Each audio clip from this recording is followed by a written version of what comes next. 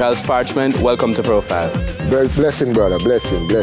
And absolutely delighted to have you here. You have an absolutely wonderful story. Good. And it's about the fact that you have, experimented in a couple of different careers, been very successful at it. Mm-hmm. Whether you've been a master barber, you have been a songwriter, a producer. Mm-hmm. But specifically, you're here because we're talking partly, we have a series where we're looking at Jamaicans who are excelling in different kinds of sports. Mm-hmm. And you have excelled at being a master runner. And we call a master runner.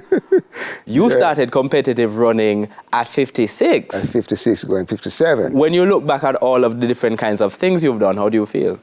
Oh, man, I feel so good, man. I feel like 16 years old, man.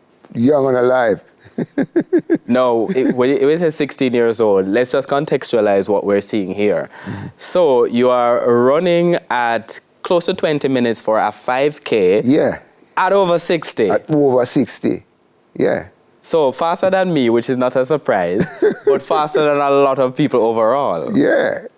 Certainly the fastest in your age group. Yeah. And you're doing this in New York City as well, but across the world. Yeah. So you're doing 5Ks, you're doing 10. I run from 1 mile to 26. I compete from 1 mile to 26. 1 mile, 5K, 10K, 13 miles, which is an half marathon, straight up to a marathon. They would climax with a 9 mile in Central Park. 9 mile in Central Park. Yeah. And part of the reason that, so many of these races are overseas is because you currently live in New York. Yeah, for almost 33 years now. I live in New York for 33 years. But you grew up in Jamaica. I grew up in Jamaica. I left Jamaica in 1990. But before you left Jamaica, you grew up first in Greenwich Farm. Let's talk a little bit about the circumstances which you grew up and your parents. Mm-hmm. Well, my parents were fisher people. My dad's a fisherman. He catches the fish. My mom sells it at Coronation Market. So I think all this running is the fish that I ate, man. Because we don't buy fish. We have fish for dinner. We just have to reject fish. Yes. You understand? We get the best fish for dinner, man. And you're part of a large family. Yeah, nine of us. 1 mom, 1 dad, same. I ain't got no outside brother, outside sister. 9 of us, same mother, same father. What was it like growing up in the community? Well disciplined. We was the only person that had a standpipe in our dwelling. Mm. And people would come to catch water when we were living in Greenwich Farm, And my father, whenever my father wake up in the morning to go fishing, he would look in the sky and say, oh man, weather good can't go see. Weather bad, we not go see. You could read the sky, man. You could read the sky, yeah.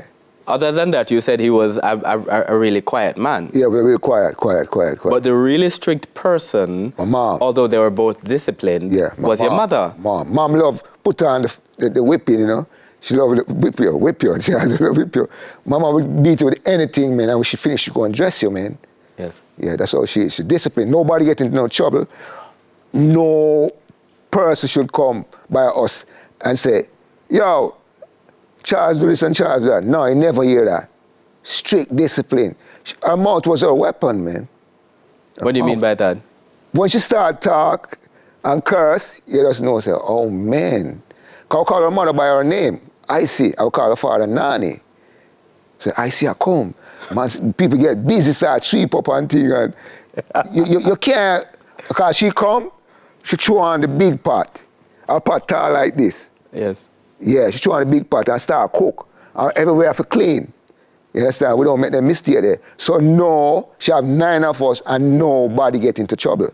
And she would take like immediate family with us. We say, but you have 9 of us, you take Peter and put on top of it. We say, yeah, Peter have come because Peter parents have it hard. Yeah. She was also, so apart from being a provider for you, also being a provider for not just you and your siblings, rather, but for larger members of your family overall. In the neighborhood. She would leave us, and if you're a sick person, she would go in the neighborhood and clean you up. Give you 2 dinner fish here, go cook. She always a give. So from Greenwich Farm now, the family moved. First you said to Waterhouse. Waterhouse, yeah. Why did you move? Because out of that, out of their business, they create enough money to buy a property in Waterhouse. I need to tell you this, we moved with a board house, two-room board house, carry to Waterhouse, put it in the back, and then she started build in the front. And my mom was the, what you call, she was a supervisor for construction. My dad wouldn't do nothing, man. She tell you what she want. Yo, I want my room built like that. I want this, that. My dad would do nothing, man. She was the one who ran the family. Yeah, she governed the whole thing. That's how she is. So, in terms of schooling now, the highlight in your life would have been Tivoli Gardens Comprehensive High School. Yeah, it first opened in 1970. But you didn't do any kind of no kind of activity whatsoever. Not at all. I was a person who would run, and I would run long distance, but I never compete, not for no school, no club. I started competitive running when I was 56 going to 57. Before we get to that, just to go back to that, what you said for a second, you said that you would run though, because you mentioned running from Kingston to Spanish Town. Yeah, I'll just come out of Waterhouse and come out from Spanish Town. I say, I go to Spanish Town, from Waterhouse to Spanish Town, I run, come back. And then I would think, though, yo, man, that's long, man. But running competitively at 60 now, I say, oh, man, that's joke, man. Why were you running from Waterhouse to Spanish Town? Because I just like long distance running. I've just run wild. Even now, at Central Park Club in New York, my club will joke me and say, Charles, the wild runner, because I explained my bio to them running. Yeah.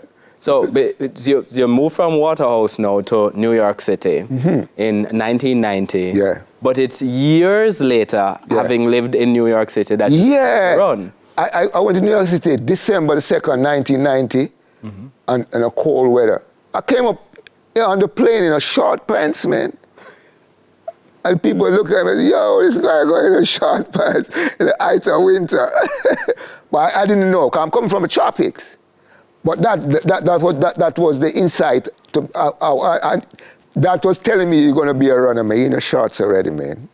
I want to talk to But I stopped running for 15 years. Before I resume running back. And that's where we're going to go, but we have to take a break right now. My guest today is master runner, barber, songwriter, producer, and poet Charles Parchment. Profile is back after these messages.